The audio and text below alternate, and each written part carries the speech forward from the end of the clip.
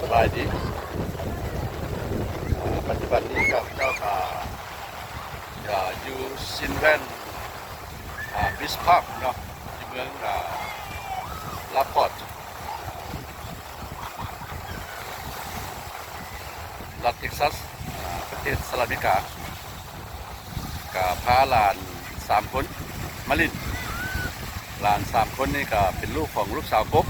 เนาะก็ชื่อผู้กบก็ชื่อยูริ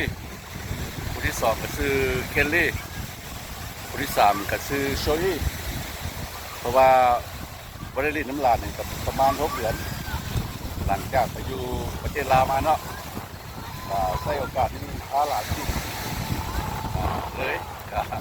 ก็มีความสุขไปเนาะเพราะว่าคิดว่าข้าพเจ้าก็กลับมาแต่ลาวเนาะมาอยู่อเมริกาฮอดนี้ก็ได้17-18 มื้อแล้วเนาะ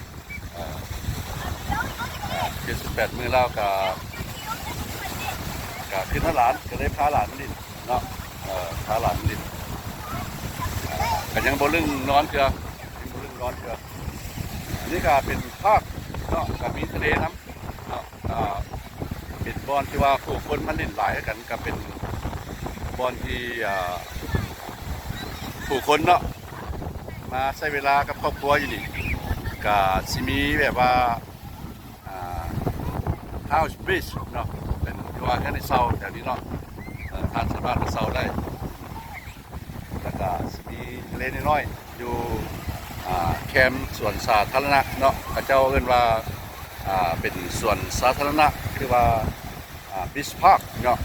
ก็ชื่อมันก็เป็นซินแวนเนาะประมาณนี้I'm here with my 3 grandkids. I take them here because I didn't play with them for a long time, like 6 months. Because I've been in Laos for like almost 6 months already. And the time travel, let's say 6 months. That's why today I bring them here to make them happy.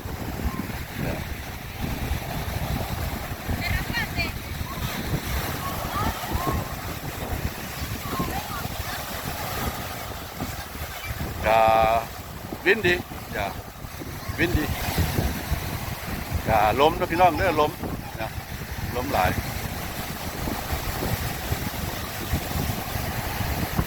ผู้คนก็สิเป็นหลายแต่ว่าเป็นทะเลน้อยๆ You be careful, Zoe. Don't go too far.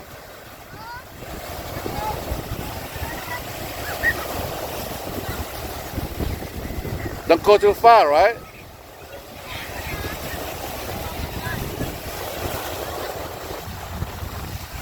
Yeah, นี่ก็หลานสาวเนาะหลานสาวลมแรงเด้อพี่น้องเด้อมันลมแรงมื้อนี้น่ะเนาะลมแรงหลาย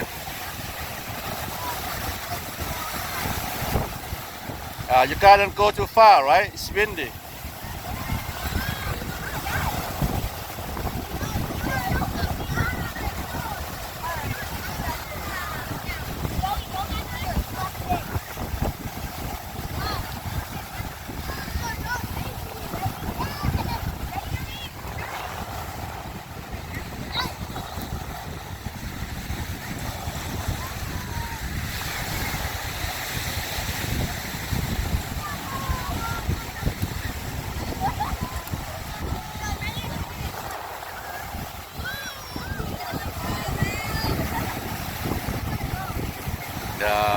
Have some people here, they enjoy their life with the family. Some have the barbecue.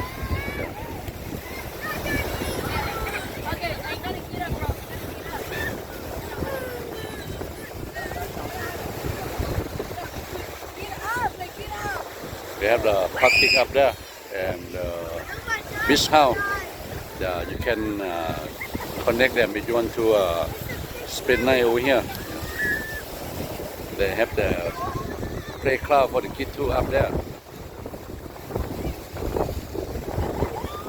And they have the big parking lot.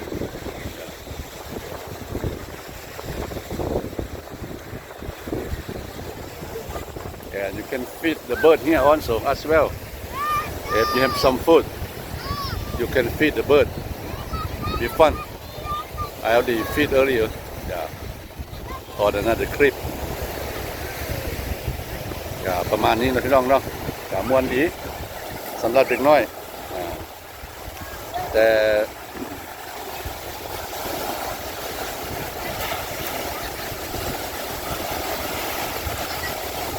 เนี่ย they happy oh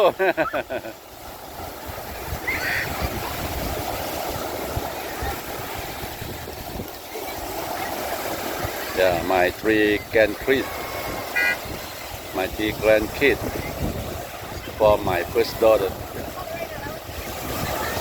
Yuri, Kelly and Zoe. Yeah.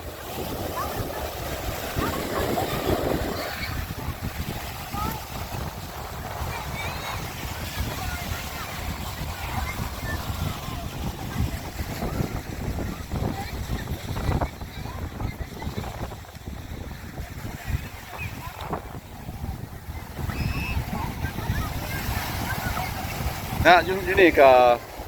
ข้าเจ้าก็มีบนนั่งเนาะทานสามารถที่ว่าเอาอาหารกินเนาะถือมาอาหารกินมาได้แล้วก็เขาจะมา2-3 ปีหลังนี่ข้าเจ้าสิบ่มีพาวิลบ่มีเท่นเนาะนี่ข้าเจ้าก็ทุกเพิ่นแล้วเนาะแต่ละทั้งเชิงพุ่นเนาะทานก็สามารถพาครอบครัวมานั่งเชิงพุ่นแล้วก็เราทานอาหารได้เนาะหรือว่าทานจะลงมาครอบครัวมาลินน้ำนี่ก็ได้แต่ว่ามันนี่ล้มหลายแล้วก็เฮ็ดให้น้ำบ่สะอาดแล้วข้าเจ้ากับบ่ให้ทานไปไกลออกไปจากเขตข้าเจ้าห้ามเนาะคืออยู่ใกล้ทานเขตลูกป่านเนาะก็ท่านสามารถบ่ไปไกลจากเขตนั้นบ่ได้เนาะก็บ่ได้เสียเงินเด้อพี่น้องเด้อบ่ได้เสียค่าพาร์กิ้งแล้วก็บ่ได้เสียค่ามาลินอย่างเด็ดเนาะก็ฟรีเนาะก็ฟรีที่ล่ะอยู่มีกาเพิ่นว่าสิเสียเงินมันสมองเนาะท่านสามารถมาลินได้ว่าอยู่ลาวเดี๋ยวนี้อยู่หาดจันทร์นี่เจ้าก็ได้เปิดสถานที่ไปท่องเที่ยวเนาะแค่น้ำเจ้าก็มีการเก็บเงินเนาะครับเจ้าก็หาก็ได้เห็นผู้ใดสิลงไปหาดจันทร์เนาะสิไปบ่อนเจ้าหาไว้มีบนพักบนนั่งกันก็สิแม่น3,000 กีบต่อคนเนาะก็ประมาณนี้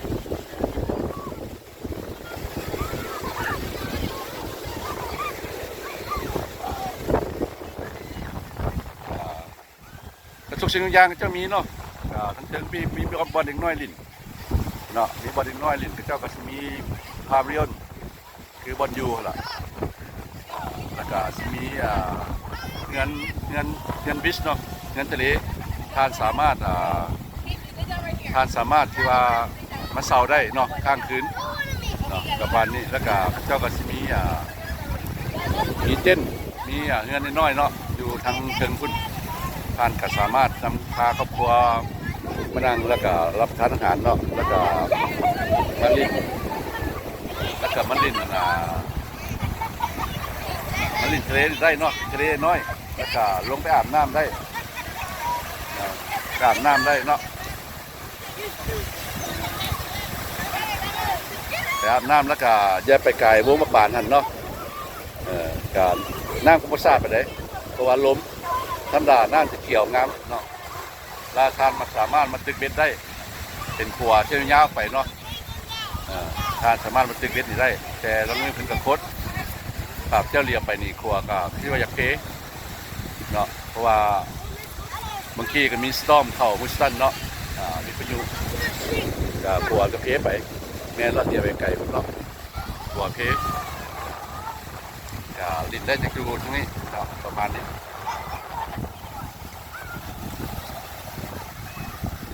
ครับเจ้าก็หาก็เป็นไข่เป็นไข่หาก็เสาช่วงไข่หาก็ช่วงไข่เนาะอย่าเลยพาหลานดินคือว่ามันละพอดีดินเขาก็ลายเดือนแล้วเนาะเกิดใหม่ไปดูของเรา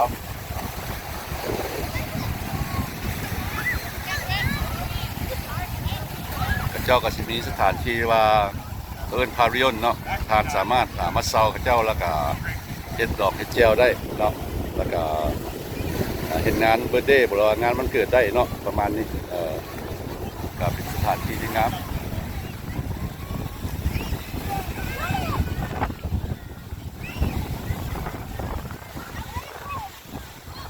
แล้วหลังจากนี้พวกข้าพเจ้าก็สิพาหลาน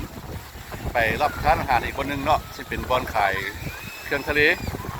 เนาะขายเครื่องทะเลไปขายทะเลอาหารทะเลเนาะแล้วทานสามารถไปออเดอร์หรือว่าซื้อของพระเจ้าได้เนาะซื้อของเจ้าแล้วพระเจ้าก็คุกให้เลยเนาะพระเจ้าก็คุกให้เลยประมาณนี้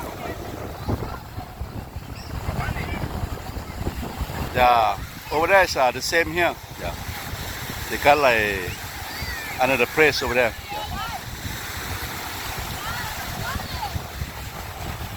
แบบนี้ล่ะพี่น้องเนาะก็เลาะไปแต้มแคมป์น้ำนี้ก็สิมีบอนดินหลายบอนเนาะแต่ว่าท่านบ่อยากอยู่นี่ก็บางคนก็ไปอยู่บนดินน้ำเนาะก็ประมาณนี้นี่เกิดข่าวเจ้านี่ก็เปียกแล้วบ่คิดว่าน้ำจะมาถึงเนาะประมาณนี้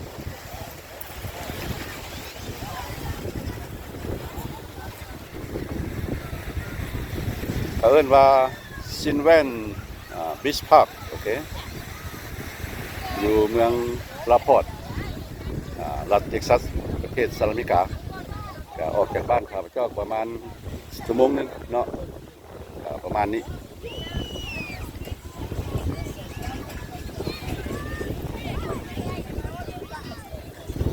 Dry your feet first. You don't bring the towel with you?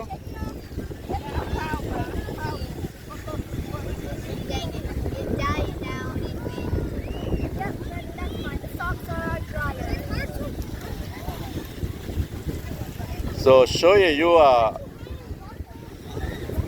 got weight, right, on your pen? Oh yeah, I did. Very much. Now what? You don't have another pen?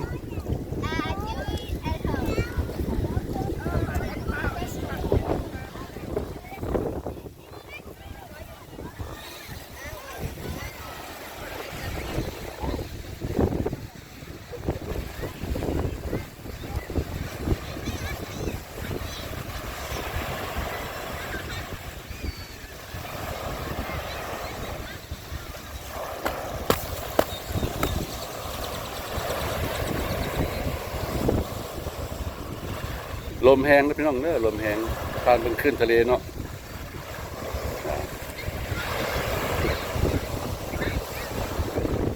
ใหญ่สวินดี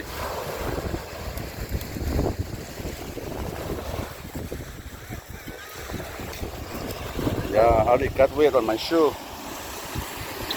by accident I stand up here but when the wave coming I don't even know ก็เปียกไปเจ้าก็ปรับปรุงได้ดีแล้วนี่พี่น้องเนาะปรับปรุงได้ดีเพราะว่าเมื่อก่อนนี่เจ้าสิบ่มีบ่อนอาบน้ำนี้เนาะ2 ปีหลังครับเจ้ามานี่เนาะก่อนจะไปลาวเนาะเจ้าก็มีบ่อนอาบน้ำแล้วเนาะแล้วก็เจ้าก็สิมีเต้น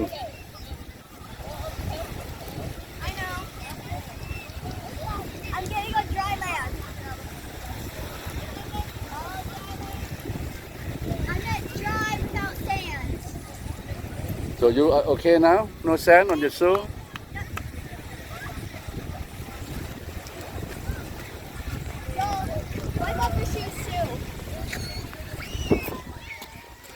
Yeah, you can do that also. Do like this, so the sand come out. Or you can clean on the grass over there. Yeah.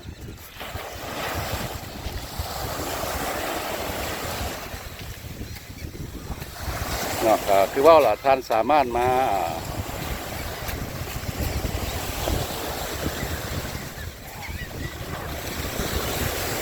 าตึกเบ็ดได้เนาะ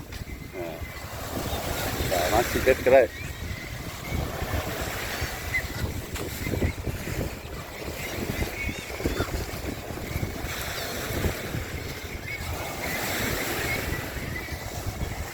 เนาะถือว่าท่านสามารถซื้ออาหารมากินได้เนาะ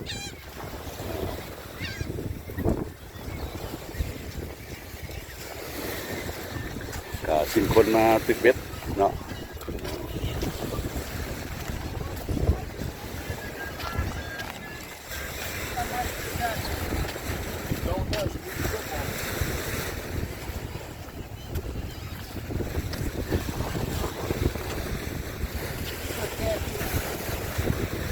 ท่านจะได้ยินเสียงขึ้นทะเลที่เราเป็นที่ว่าขับเจ้ามักเนาะขับเจ้ามัก I love ocean I love nature I love mountain yeah I love ocean I love lake I love flower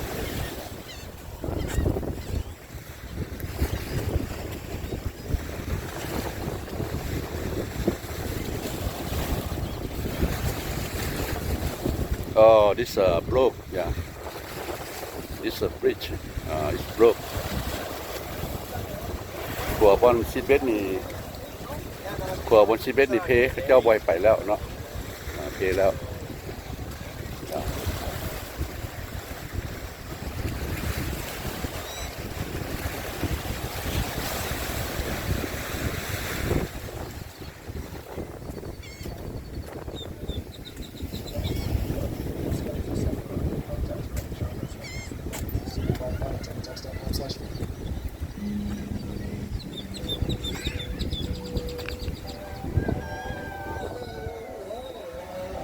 การทานเช่นเนาะ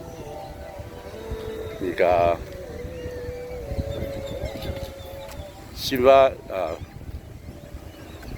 Silvan Beach fishing pier is broken now because they have the storm 2-3 months ago when it was in Laos in winter time we have storm here ice storm as wellตัวนี้ก็บอนซีเบสเขาเจ้าเนาะซินแวนบิชเนาะฟิชชิ่งเพียร์เนาะไปบ่ได้ละเขาเจ้าปิดแล้วเนาะพี่น้องเนาะเพราะว่ามันเพมาแล้วเพราะว่ามีสตอร์มตอนขับเจ้าอยู่ประเทศลาวเนาะก็ได้มาทำให้สถานีเพพังไปเขาเจ้าก็ improve เขาเจ้าก็ improve พี่น้องเด้อเนี่ยimprove ก็หมายความว่าเขาเจ้าเปลี่ยนแปลงเนาะก็งามขึ้นก็มีบอลคนพักผ้าใส่หลายขึ้นเนาะคือว่าเป็นเท่นนั่นแหละแล้วก็สิมีแบบพาวิลอนเนาะเป็นเรือนหลังใหญ่แถวนี้ก็อยู่เบื้องอีกเนาะก็คนสิรินไปตามแคมป์นั่นล่ะก็บ่สุดแท้พอเท่านี้เนาะอันนี้เป็นเขตของซินแวนพาร์คเนาะแล้วตามแคมป์น้ำไปพุ่นน่ะคนก็สิไปเล่นคือกันเนาะตามแคมป์น้ำทีนี้ครับเจ้าเห็นเจ้านี่improve หลายเนาะ improve หลาย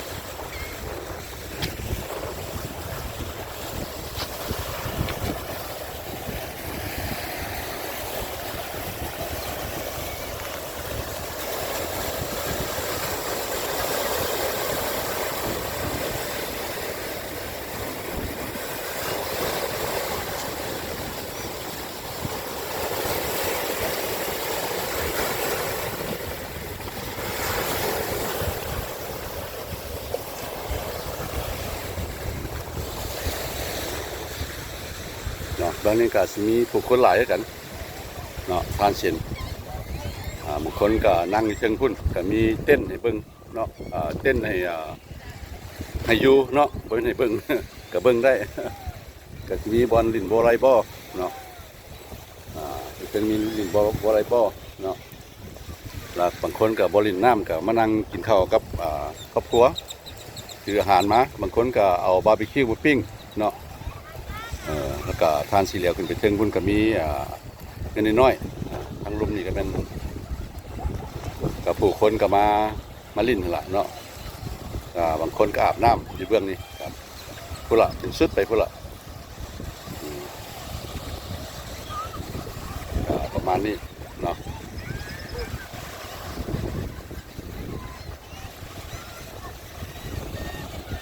แต่น้ำนี่ก็คือว่าเราก็อยากเปื้อนนิดนึงเพราะว่าลมแล้วก็พัดแห้งหลายก็เป็นให้เป็นที่ซ้ายธรรมดาน้ำก็สิสาดกว่านี้หลายเนาะว่าลมหลายก็เป็นทะเลนี่เป็นทางสุดของรัฐเท็กซัสเลยพี่น้องเด้อ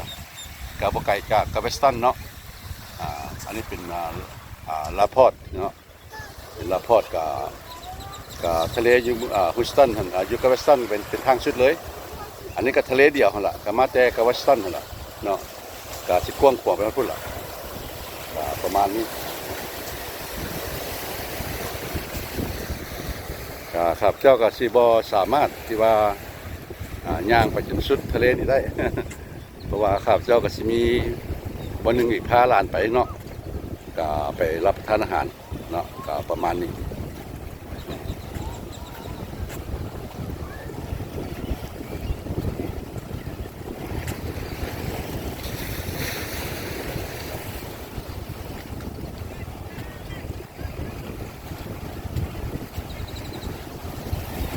เจ้าก็มาเฮ็ดเอาก้อนหินใส่เนาะเพื่อป้องกันthe functionเนาะ Yeah, they do a good job here. They got the rock here to prevent the landslide to the ocean. Yeah. ก็เป็นสถานที่ที่งามพี่น้องเนาะ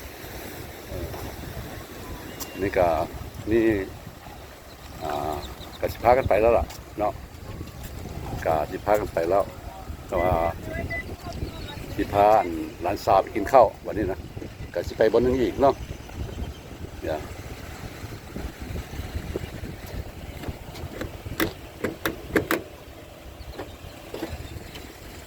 Okay, we're just about to go to another place for eat. Are you hungry now? Oh, that's the same friend that I was just talking about. She just texted me now. When she texts you. She said, how are you? She'll ask me every day like how I am, and I'm like, I'm Yeah, fine, thank you. Yeah, my grandkids are hungry already. You guys remember Taylor? Yeah, she's nice, right? But she texts me often. And เขาเจ้าก็มีบอลเด็กน้อยลินเนาะเขาเอิ้น playground It's just like เขา sometimes เอิ้ I น don't playground answer แล้ว and ก็ make me look bad. Or not, I don't want to say look bad. แต่เขาเจ้าก็มีเฮือนพักนะพี่น้องเนาะเฮือนในคนพัก I'm out doing other stuff. I'm like, oh my bad, and I'm like, I'm good. I always text them back like, sorry, I can't text อันนี้ก็เป็นเฮือนที่ว่า Yeah, and then เขาเจ้าให้ sometimes she'll like, คนเฒ่าเนาะ I'll be like, yeah, I'm good. Con sao? She's like, are you doing anything? I'm like, no, not really. Because I'm just sitting in my room most of the time. And she's like, oh, okay. And I'm like, เดี๋ยวทานเห็นเนาะเขาอยู่ในรถแล้ว I don't know what to tell you. But did that person Uh-oh. อย่าตัวนี้ก็เป็นเฮือน when we were at Porky's, she texted เฮือนอยู่ me whenever we had the ซินเวียบิชพาร์คนี่ล่ะท่านสามารถมาเซาได้เด้อพี่น้องเด้อ and then อย่าท่านสามารถมาเซาได้เขาเจ้าสิ she texted me ก็ whenever เก็บเป็นคืนนี่ I ล่ะ got เนาะ home from whenever she texted me whenever I was at NYC and the day after that and the day after that. Just gotta tell her, you know? โอเค now we She always asks me what am I see doing the now, so I'm doing something. ซินแวนบิช I just พาร์ค say nothing. Because usually I'm not doing much. Even now we where I just should about leave it to after go every eat so thank for watching She doesn't text me at 10. don't forget to like and comment and subscribe please yeah Yeah. ก็ขอขอบใจด้วยพี่น้องเด้อที่เข้ามาชมก็อย่าลืมกดไลค์ให้ความเห็นและกด She ติด asked me ตาม how my เนาะ day was. I'm like, it's fine, พบกันคลิปหน้า thanks. And then she'll start talking Bye about bye her own day. I was like, oh, whoops. see you I'm next not week ready for bye that.